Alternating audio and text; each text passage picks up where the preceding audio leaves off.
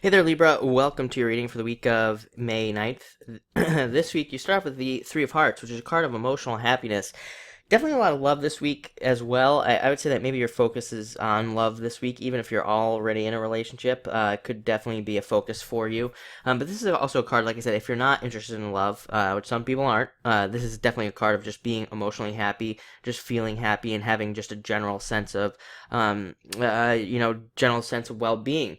For some of you, you could have a choice in love as well. This can represent you needing to pick between two people, maybe, or even more. Maybe you've been dating or whatever, and you're trying to pick somebody to be more committed with. And it's also kind of represents like the balance between fun and fear in a lot of ways, or like love and fear as well. And maybe you're afraid to commit, and maybe this is you needing to learn how to commit and allow yourself to do that sort of thing. So it's going to be different for everybody. But again, overall, it's a fun card. It's a card of emotional happiness. So you really can't beat it. I gotta say. And next you have the Ace of Hearts, which kind of just continues that message. The Ace of Hearts is another card of just emotional happiness, and also feeling really good. So definitely a very happy week, I would say, for sure, if nothing else. And but this is a great card of new relationships. Again, definitely new relationships on the table this week, and it can even represent better times coming in, better times in money and business as well.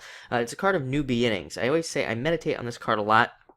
And I always see like a heart melting with like a brand new fresh heart underneath. So this card can represent just like a very refreshing new beginning type of like energy as well. But the card also represents the home as well. So I mean, you could be feeling really good in the home, having a lot going on in your home, having a lot of love around the home and things like that, which is really nice.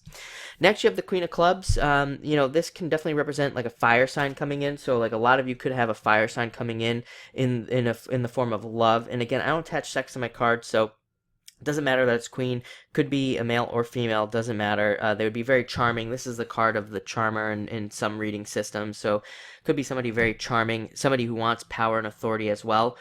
For some of you, this could also be a boss coming to you, giving you some sort of advice or some sort of friendly advice, something along those lines. So definitely listen to that.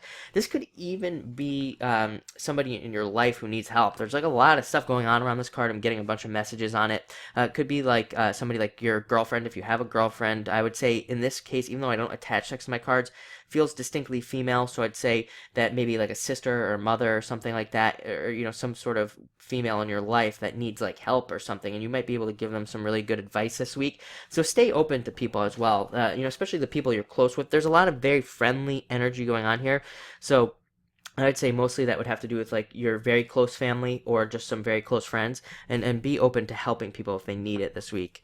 Next, you have the Eight of Clubs. Very intuitive this week. Eight of Clubs is like one of the most intuitive cards in the deck.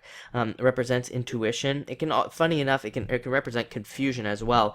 But sometimes when we are very intuitive, or when we have intuitive moments, that can lead to a lot of confusion, as because maybe we had our thoughts set on going one direction, but like our intuition is pulling us in another direction, and it just leads to this like confusion. Like, what do I do? Where do I go? Which direction do I choose? And that isn't gonna be for everything. And really, it's all about trusting your gut and just listening to your intuition and being like, oh, well, my intuition says I need to do this. It's totally different than where I thought I was going, but I guess that's where I need to go, and that's what this card is all about.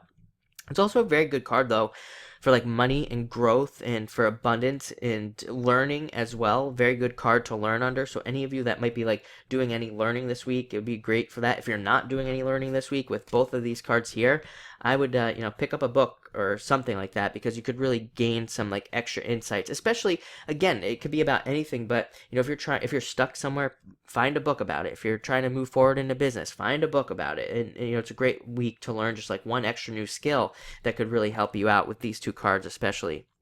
And finally, you end with the Four of Hearts. Four of Hearts is a very good card. Like I said, a week full of love. This is even a card of commitment. So some of you might be committing to a deeper relationship, getting married even. It could be that extreme. It's a very good card for love. Like I said, love coming in. And also the future of love. Force can sometimes represent patience. So you might need a little bit of patience, but it does say that like better love is coming in for a lot of you, and happier love as well.